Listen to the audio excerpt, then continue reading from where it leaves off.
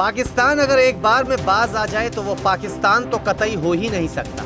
भारत में त्योहार का सीजन है और शायद इसलिए पाकिस्तान ने सीज फायर का एक बार और उल्लंघन किया ताकि भारत को प्रेशर में लाया जा सके। लेकिन ये पाकिस्तान भूल गया कि ये नया भारत अब सिर्फ निंदा नहीं करता, ईंट का जवाब पत्थर से नहीं बल्कि चट्टान से देता है। दिवाली के त्योहार के मौके पर सीमा पार पाकिस्तान ने कायराना हरकत दिखाते हुए शुक्रवार को एलओसी के पास अलग अलग इलाकों में सीज फायर का उल्लंघन किया।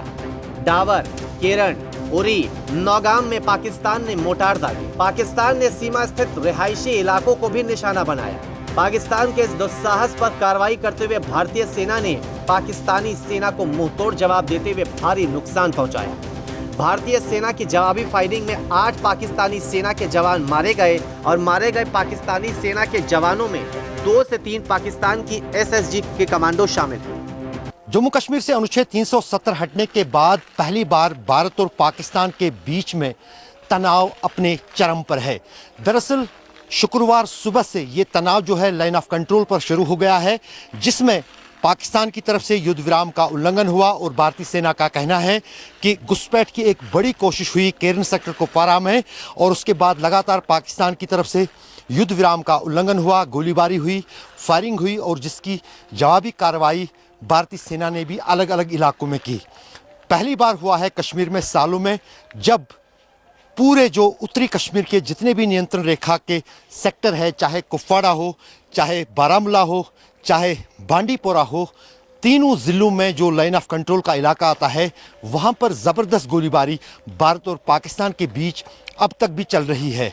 अभी तक जो खबरें सामने आई है उसके अनुसार सेना के 2 जवान भी शहीद हुए, बीएसएफ का 1 जवान भी शहीद हुआ और साथ ही साथ 4 आम नागरिक भी नियंत्रण रेखा के अलग अलग इलाकों में गोलीबारी में मारे गए हैं। और इसके करारे जवाब में भारतीय सेना की तरफ से जो हुई है पाकिस्तानी इलाकों में है, वहाँ पर भी पाकिस्तानी सेना का और पाकिस्तानी इलाकों का भी बड़ा नुकसान हुआ है।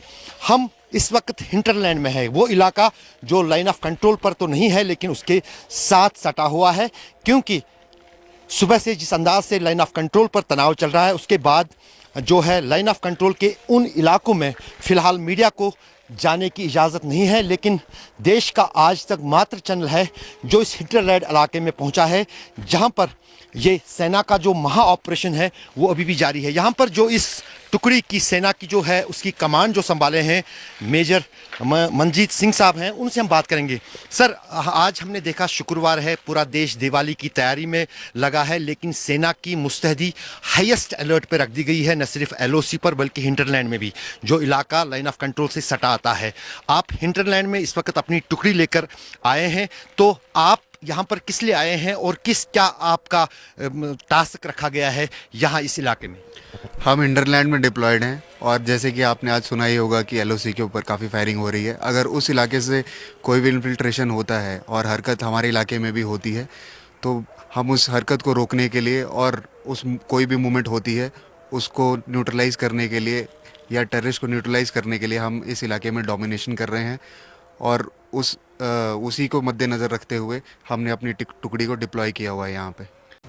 भारतीय जवानों की ओर से की गई जवाबी कार्रवाई में बड़ी संख्या में पाकिस्तानी सेना के बंकर, ईंधन डंप और लॉन्च पैड नष्ट हो गए। हालांकि इस गोलीबारी में 3 भारतीय जवान भी शहीद हो गए।